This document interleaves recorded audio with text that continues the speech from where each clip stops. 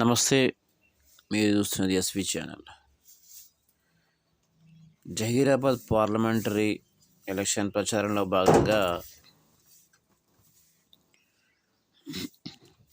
Zaheerabad parliament అభ్యర్థి గాలి అనిల్ కుమార్ గారితో కలిసి రోడ్ షో నిర్వహించిన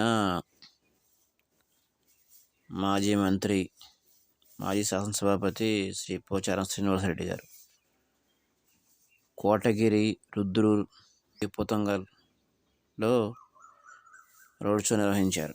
ఈ కార్యక్రమంలో మాజీ డీసీసీ చైర్మన్ శ్రీ పోచారం భాస్కర్ రెడ్డి గారు కూడా పాల్గొనడం జరిగింది.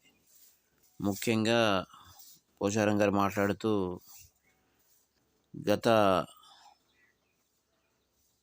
ప్రభుత్వ హయాంలో బాన్స్వాడలో ఎన్నో డబుల్ బెడ్రూమ్లు కట్టించామని, తమ హయాంలో నిధులు సక్రమంగా రిలీజ్ చేశామని, ఇంకా పెండింగ్లో ఉన్న నిధులు ప్రస్తుతం ప్రభుత్వం విడుదల చేయట్లేదని, కాబట్టి ప్రభుత్వం వెంటనే నిధులు రిలీజ్ చేయాలని కోరారు. లేనిచో తాను అమరణ నిరాహారదీక్ష కూడా దిగుతానని చెప్పేసి ప్రభుత్వాన్ని డిమాండ్ చేశారు.